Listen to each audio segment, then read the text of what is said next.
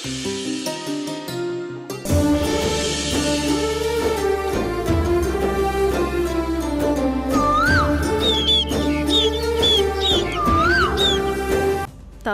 నాకు ఆ ఇంజెక్షన్ కావాలి ప్లీజ్. కార్తిక, సడన్ గా నువ్వు ఇలా నా ఇంటికొస్తే మీ వాళ్ళకి నా మీద అనుమానం వస్తుంది కదా. కొంచెం నువ్వు జాగ్రత్తగా ఉండాలి కదా. తాప్సీ, నా ప్రాణాలు పోయినా సరే నీ పేరు మాత్రం చెప్పను. ముందు నాకు ఆ ఇంజెక్షన్ ఇచ్చేయి. సరే సరే, కూల్, నేను ఇప్పుడే తీసుకొస్తాను.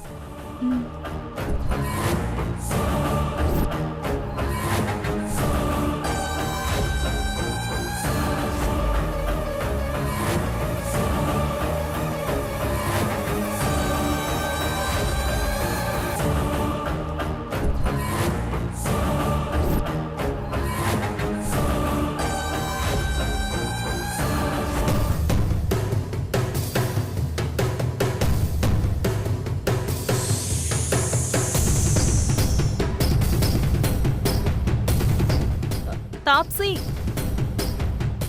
తెస్తున్నావా? వస్తున్నాను. త్వరగా తాప్సీ, ప్లీజ్.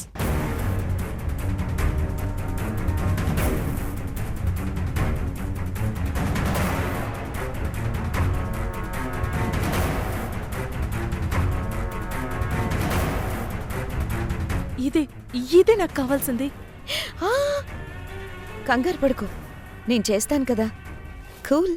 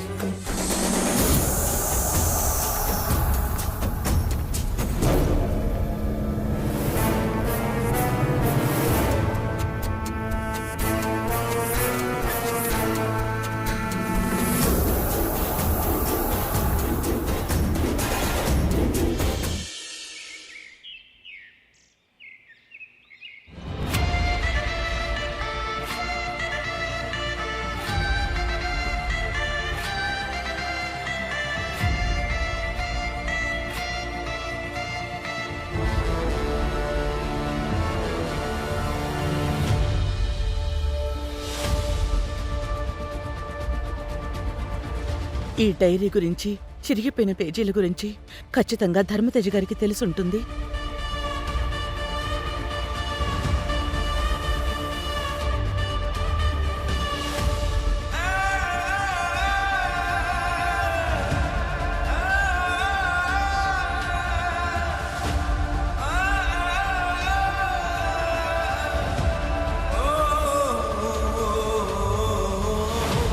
ధర్మతేజ గారు, చెప్పు రాణమ్మా.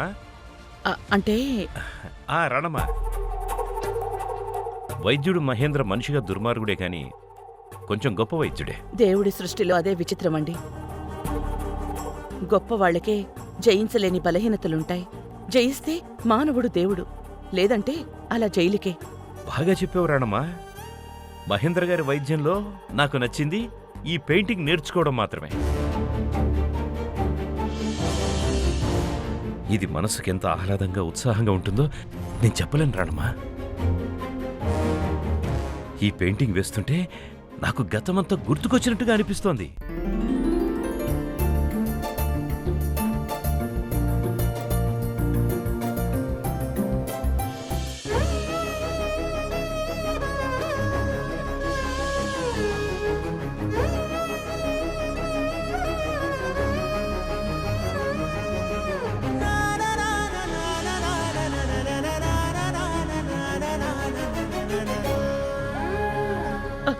అంటే మీరు పిల్లలు ఇంకా ఈ పెయింటింగ్ కి కొన్ని స్పెషల్ కలర్స్ తో టచ్ ఇవ్వాలరానమ్మా, అప్పుడే పెయింటింగ్ అందంగా వస్తుంది.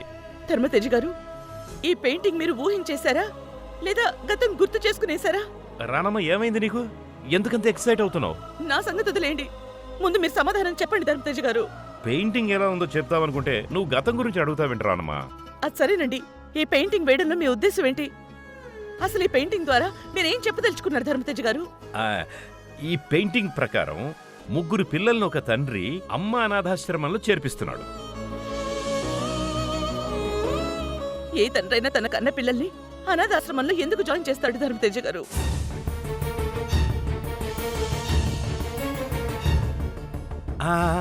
Good question. వీళ్ళు తన పిల్లలు కాదేమో రానమ్మా.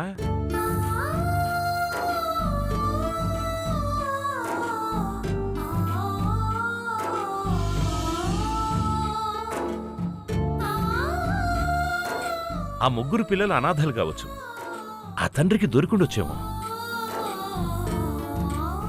తల్లిదండ్రులు లేని పిల్లలకి ఇలాంటి అనాథాశ్రయాలే దేవాలయాలు కదా.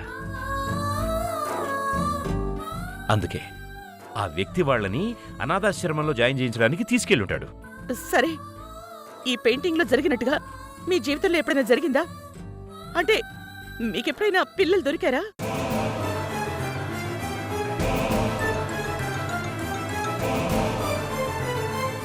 పెయింటింగ్ లో లాగా దొరికిన పిల్లల్ని అనాథాశ్రమానికి తీసుకెళ్లి జాయిన్ చేశారా?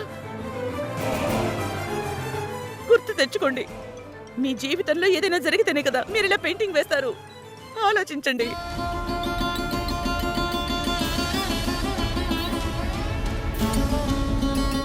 ఇప్పుడు మీకు గతం గుర్తుకొచ్చి ఈ పెయింటింగ్ వేశారేమో. రానమ్మా, నువ్వు ప్రతి విషయాన్ని ఈ పిల్లల దగ్గరికి తీసుకొచ్చి మాట్లాడుతున్నావు.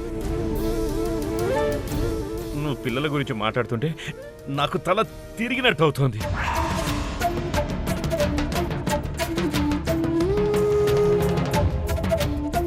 ఈ పెయింటింగ్లో ఉన్న దృశ్యాలు నా జీవితంలో జరిగి ఉండొచ్చు, జరగకపోయి ఉండొచ్చు. ఆర్ట్ అంటే to create a work of art is to create world అని ఆ వైద్యుడు చెప్పాడు.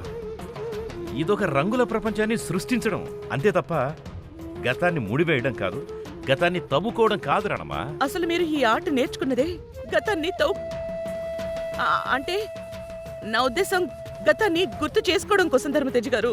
రానమ్మా, ఇప్పుడు నీకేం కావాలో నాతో స్పష్టంగా చెప్పు. 20 ఏళ్ల క్రితం మీరు రాసుకున్న డైరీ దొరికిందండి.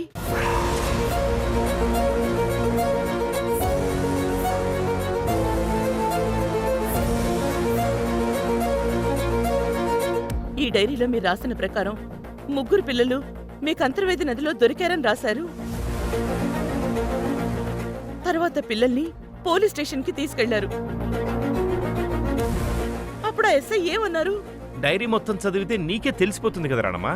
పిల్లల గురించి మీరు రాసుండొచ్చు, కానీ ఆ పేజీలు లేవండి. పేజీలు లేకపోవడం ఏంటి రానమ్మా? మన లైఫ్ జర్నీని అక్షరబద్ధం చేసేది డైరీ.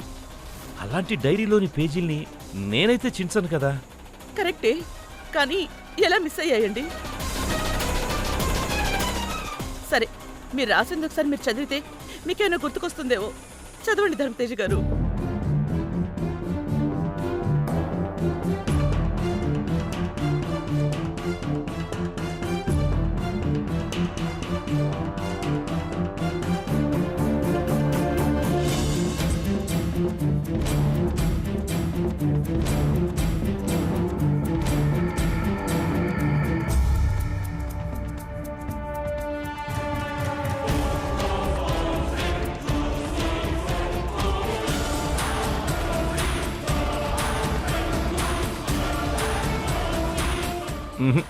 నిజం చెప్తున్నాను, నాకేం గుర్తుకు రావట్లేదు రానమ్మా. అయ్యో సరే, అది వదిలేయండి. కానీ ఒక విషయం క్లారిటీగా చెప్పండి. ఈ పెయింటింగ్ లో అమ్మ అనాథాశ్రమం అని రాశారు. అది క్యాజువల్ గా మీరు పెట్టిన పేరా, లేదంటే గుర్తు చేసుకుని పెట్టిన పేరా? రానమ్మా, నువ్వు నన్ను ఐఏఎస్ ఇంటర్వ్యూ చేసినట్టుగా చేస్తున్నావు. ఇలా నువ్వు క్వశ్చన్స్ మీద క్వశ్చన్స్ అడిగితే నా తల బద్దలై 3 ముక్కలు అవుతుందేమో. అయ్యో, మీరెలా ప్రెషర్ ఫీల్ అవ్వకండి. నేనేం అడిగినా మీకు గతం గుర్తు తీసుకురావడానికి మాత్రమే అడుగుతున్నాననుకోండి. అయితే నీకు ఈ పెయింటింగ్ నచ్చింది కదా రానమ్మా? చాలా అద్భుతంగా వేశారు. చూడగానే చాలా సంతోషం వేసింది. ఒక్కసారి ఆలోచించండి.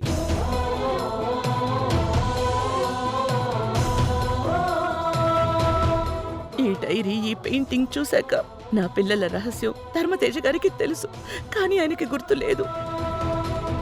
రాణమ్మ, ఏంటి ఆలోచిస్తున్నావు? ఆహా, ఏం లేదు. మనం ఒకసారి అమ్మ అనాథాశ్రమాన్ని విజిట్ చేద్దామా? అమ్మ అనాథాశ్రమమా? అదెక్కడుంది? మీ పెయింటింగ్ లో ఉంది కదా ధర్మతేజ గారు.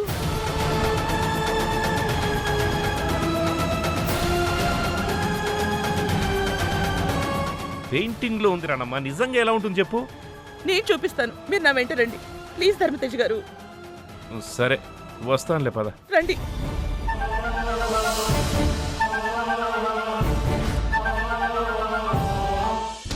తక్షక, మన విషకన్య ప్రయోగం ఎలా ఉంటుందో అని టెన్షన్గా ఉంది.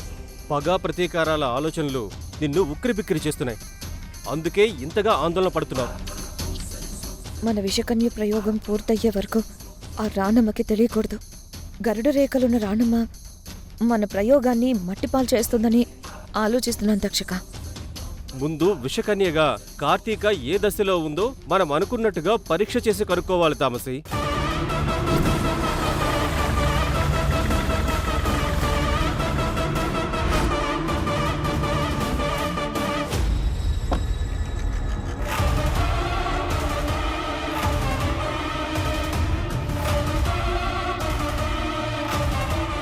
మన ప్రతీకార యజ్ఞ సమిత విషకన్య వస్తోంది.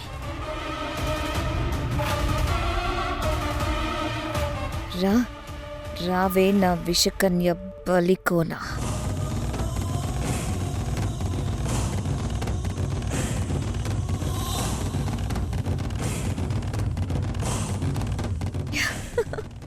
Hi soulmate. హాయ్. ఏంటి మీటింగ్? ఊరికే నిన్ను చూడాలనిపించిందంతే. నా సోల్మేట్ ఎప్పుడు ఇంటికి వచ్చినా నేనున్నా లేకపోయినా బాగా చూసుకోవాలి బాబాయ్ అని చెప్తుందమ్మా నీ ఫ్రెండ్. అంకుల్, నేను మా ఇంట్లో ఎంత కంఫర్ట్ గా ఉంటానో తాప్సి దగ్గర నేను అదే ఫీల్ అవుతాను. This is my second home land. బాబాయ్, చూసావా కార్తిక ఎంత గొప్ప స్టేట్మెంట్ ఇచ్చిందో? నిజమే. ఇప్పుడు నేను నీకంటే కార్తీక్ను బాగా చూసుకోవాలి. ఈ రోజు మార్నింగ్ మా బాబాయ్ నీ గురించి ఒక మాట అన్నాడు. అది విన్నాక నా మనసుకి ఎంత ఆనందం వేసిందో మాటల్లో చెప్పలేను కార్తిక. అవునా? ఏమన్నారు అంకుల్? ఏం లేదమ్మా, రోజుకు నిన్ను 20 సార్లు గుర్తు చేసుకుంటూ ఉంటుంది. తిన్నాదో లేదో, డ్రైవింగ్ చేస్తుంటే జాగ్రత్తగా ఉంటుందో లేదో అని ఇలా నిన్ను తలుచుకుంటూనే ఉంటుంది. It's a sister concern. I'm I right soulmate? కరెక్ట్గా చెప్పావు. బాబాయ్ కూడా అదే చెప్పారు. సొంత అక్క చెల్లెలు కూడా మీలా ఉండరు అని. వచ్చే జన్మలో మీరిద్దరూ అక్క చెల్లెల్లాగా పుడతారని చెప్పారు.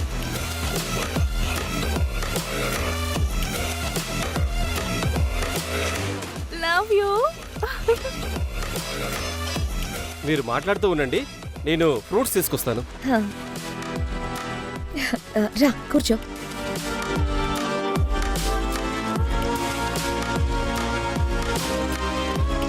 కార్తిక, మాల్ ఎలా ఉంది? కొంచెం హాట్ గా ఉంది, but it's thrilling experience Taapsee. అయితే మన మాల్ కమ్మాల్ చూపించిందన్నమాట. గుడ్. బాబాయ్, ఫ్రూట్స్ ఫ్రెషే కదా? No doubt. తీసుకో సోల్మే. Thank you.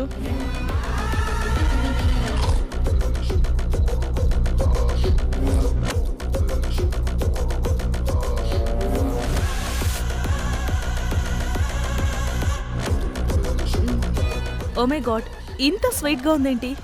అది Kashmir apple.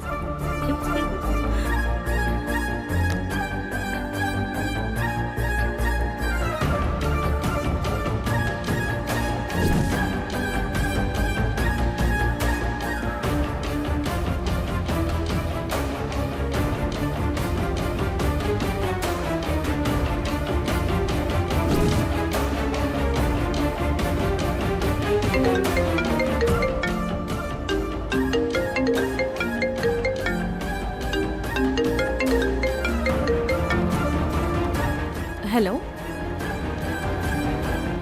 Hello, hello hello hello. నాకు వినపట్లేదు మేడం. ఎక్కడున్నారు మేడం మీరు? నాకు వినిపిస్తుంది కదా, మీరెవరు? Hello madam. Hello hello, 1 minute.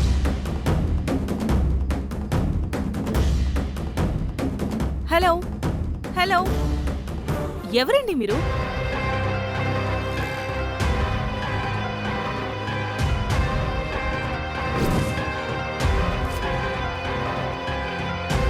Phone చేసి మాట్లాడరేంటి? Hello hello madam.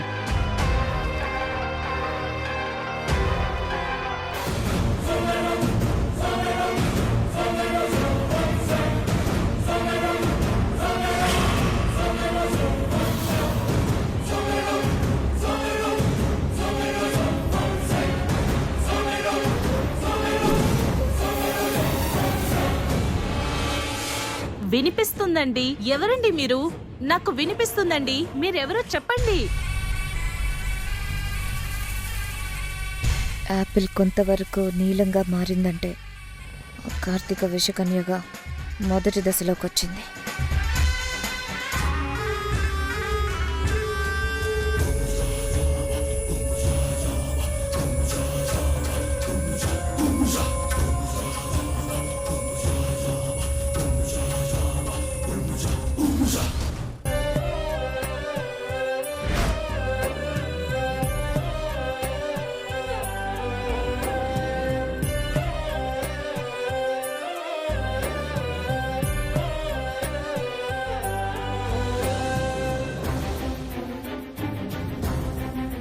Excuse me.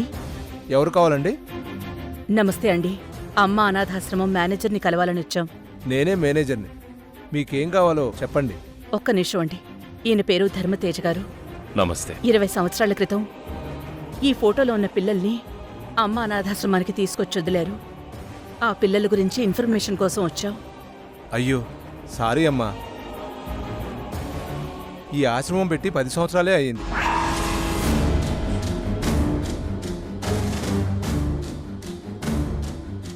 ఇరవై సంవత్సరాల అనాథాశ్రమం అంటున్నారు కాబట్టి మీరు మా పాత అమ్మ అనాథాశ్రమానికి వెళ్ళండి. అదేంటి, ఇదే పేరు మీద పాత అనాథాశ్రమం ఉందా?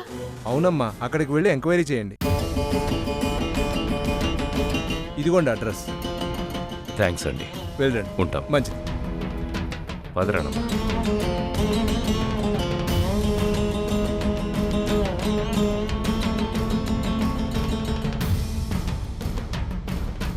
రాణమ్మా, నాకు తెలియక అడుగుతున్నాను, ఎవరో పిల్లల కోసం నువ్వెందుకంత టెన్షన్ పడుతున్నావు? ఎవరి పిల్లలైనా మీ ద్వారా వాళ్ళకి ప్రాణభిక్ష పెట్టారు. ఇప్పుడు ఎలా ఉన్నారో, ఏం చేస్తున్నారో తెలుసుకోవాలి కదండి. నిన్ను చూస్తుంటే నువ్వే వాళ్ళ కన్న తల్లిలా ఆరాటపడిపోతున్నావు.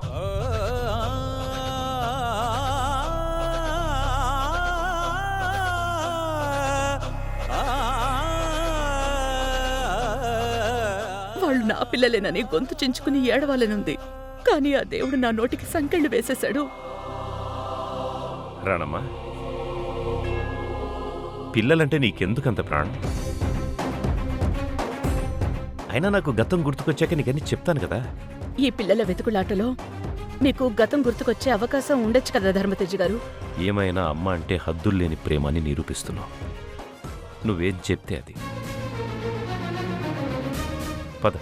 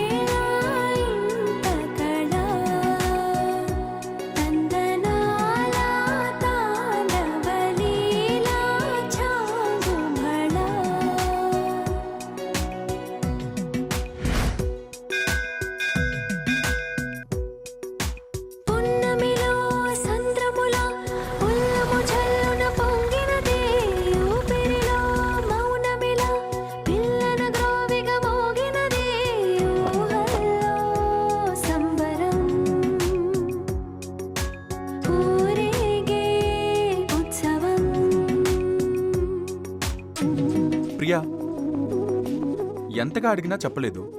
ఏంటి సడన్ సర్ప్రైజ్? దేవుణ్ణి ఏమని మొక్కుకున్నావు? మన ప్రేమ సక్సెస్ కావాలని మొక్కుకున్నాను. అలా సక్సెస్ అయిన రోజు నిన్ను తీసుకుని గుడికి వస్తానని మొక్కుకున్నాను. అందుకే నిన్ను తీసుకొచ్చాను. మరి నేను వర్షని పెళ్లి చేసుకున్నాను కదా, అంత నమ్మకంగా ఎలా మొక్కుకున్నావు? నా ప్రేమ మీద నాకు నమ్మకం ఉంది.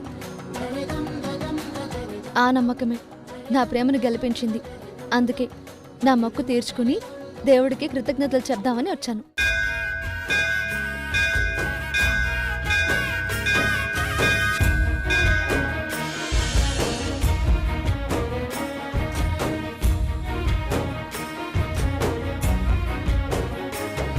నిజమైన ప్రేమకు దేవుడి ఆశీస్సులు ఎప్పుడూ ఉంటాయి కృష్ణ.